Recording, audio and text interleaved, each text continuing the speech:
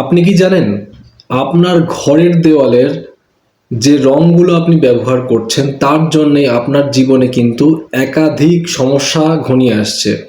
সেগুলো হতে পারে সম্পর্কের সমস্যা, টাকার সমস্যা, ইত্যাদি ইত্যাদি। আজকের এই ছোট্ট ভিডিওতে আমি একটি কালার থেরাপির সিক্রেট আপনাদের সাথে শেয়ার করতে চলেছি, যেটা কিন্তু বহু বড় বড় জ্যোতিষী এবং সায়েন্টিস্টরা গোপন রাখেন। নমস্কার বন্ধুরা, স্বাগতম আপনাকে আপনার প্রিয় চ্যানেলে, আপনাদের চ্যানেলে। এখানে আমরা বিজ্ঞানের আলোকে জ্যোতিষ চর্চা করে থাকি। আজকে আমরা শিখব যে বাস্তু, কালার থেরাপি আর তার সাথে সায়েন্সকে, এই তিনটে জিনিসকে একসাথে ব্যবহার করে কি করে আমাদের জীবনে সুখ শান্তিকে নিয়ে আসব। মা লক্ষ্মী আমাদের ঘরে আসবেন এবং ধীরে ধীরে বাড়িতে প্রবেশ করবে সুখ, শান্তি, সমৃদ্ধি ও পজিটিভ এনার্জি। আমরা সবাই জানি যে প্রত্যেকটি রং একটি আলাদা আলাদা ম্যাগনেটিক ফ্রিকোয়েন্সির অধিকারী এবং তারা কিন্তু সরাসরি আমাদের মনে একটি ছাপ ছেড়ে যায়। যেমন নীল রং, দেখবেন নীল রং বেশি ব্যবহৃত হয় হাসপাতাল বা আপনার মেডিকেল রিলেটেড জায়গাগুলোতে। কেন? এখানে মানুষ খুব কষ্ট নিয়ে আসে, সমস্যা নিয়ে আসে, সেখানে নীল রং দেখলে কিন্তু তৎক্ষণাৎ আপনার স্ট্রেস কমে যায়। পরের বার যখন হাসপাতালে যাবেন বিষয়টি খেয়াল করবেন। সবুজ রং, এটি কিন্তু আমাদের হার্ট চক্রকে অ্যাক্টিভ করে এবং আমাদের মনে ভালোবাসা, ক্রিয়েটিভিটি এবং সম্পর্কগুলোকে শক্তিশালী করতে সাহায্য করে। কাজেই আপনি যদি গোলাপ ফুলটা দিতে যান তাহলে অবশ্যই সবুজ রঙের কোনো রকম ক্লোদিংস ইউজ করার চেষ্টা করবেন। হয়তো আপনার প্রেম নিবেদনটা সাকসেসফুল হলেও হতে পারে। হলুদ রং আমাদের কিন্তু সোলার প্লেক্সাসকে শক্ত করে এবং টাকার প্রবাহকে বৃদ্ধি করে। কাজেই কোনো গুরুত্বপূর্ণ কাজে যদি যাচ্ছেন তাহলে অবশ্যই হলুদ রঙের জামা কাপড় পরিধান করার চেষ্টা করতে পারেন। লাল রং আমাদের রুট চক্রকে অ্যাক্টিভ করে, যেটা আমাদের ফিজিক্যাল এনার্জির একটি কারক। ফিজিক্যাল এনার্জি যদি বেশি হয় তাহলে আমরা প্রত্যেক দিনের কাজগুলোকে খুব ভালোভাবে করতে পারবো, সহজে রোগাক্রান্ত হব না এবং ওভারঅল আমাদের গ্রোথগুলো কিন্তু মেনটেইন রাখতে পারবো। বাস্তু অনুসারে কোন দেওয়ালে কোন রং ব্যবহার করা উচিত?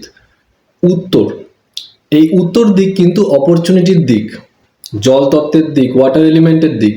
তাহলে অবশ্যই এখানে কি করব? নীল রঙের ব্যবহার বেশি বেশি করব।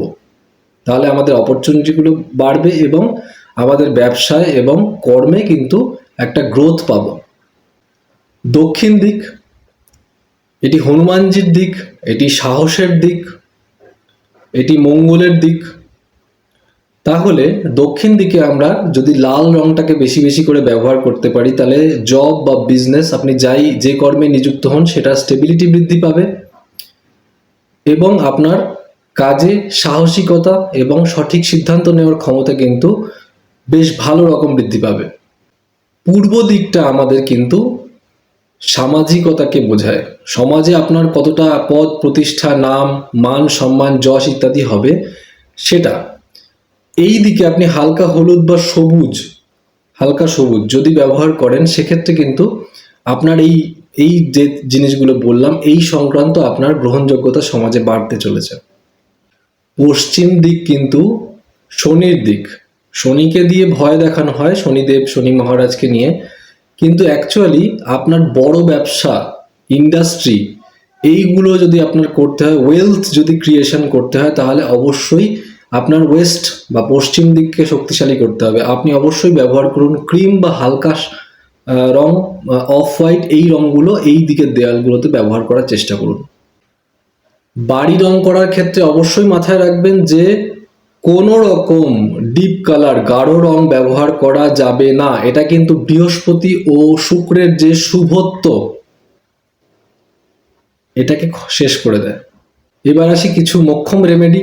যদি আপনার কুণ্ডলিতে সূর্য বা রবি দুর্বল হয় তাহলে অবশ্যই আপনার পূর্ব দিকের দেওয়ালে হালকা হলুদ রং বা উদিত সূর্য এটা ব্যবহার করুন।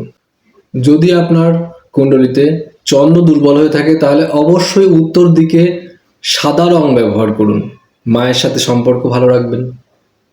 মঙ্গল দুর্বল হলে তাহলে অবশ্যই দক্ষিণ দিককে লাল রং দিয়ে মোড়ার চেষ্টা করুন। শুক্র যদি আপনার কুণ্ডলিতে দুর্বল হয়ে থাকে তাহলে অবশ্যই পশ্চিম দিকে হালকা গোলাপি রং ব্যবহার করুন। এভাবে কালার থেরাপির সাহায্যে যদি আপনি গ্রহগুলোকে শক্তিশালী করতে পারেন তাহলে সহজেই আপনার সমস্যাগুলো কিন্তু আপনি নিজেই চিরতরে শেষ করতে পারবেন, সমাধান পেতে পারবেন। আপনার বাড়ির কোন দিকের দেওয়ালে কোন রং ব্যবহার করেছেন সেটা কমেন্ট বক্সে লিখুন এবং আমি আপনাকে কিছু বেসিক গাইডলাইন বলে দেব নিঃশুল্ক। ভিডিওটি যদি আপনার উপকারী মনে হয়ে থাকে তাহলে অবশ্যই ভিডিওটিকে একটি লাইক করে দিন এবং আপনার বন্ধুর সাথে শেয়ার করুন কালার থেরাপির এই শক্তি, যা আপনার দৈনন্দিন জীবনের সমস্যাগুলোকে অনেকটাই সহজ করে দিতে পারে। এরকম আরও বিজ্ঞানের আলোকে জ্যোতিষ সংক্রান্ত বিষয় জানতে এবং সমস্যার সমাধান খুব সহজেই পেতে চ্যানেলটিকে অবশ্যই সাবস্ক্রাইব করে পাশে থাকা বেল আইকনটিকে প্রেস করে দিতে ভুলবেন না। নমস্কার বন্ধুরা, সবাই ভালো থাকবেন, ভালো রাখবেন।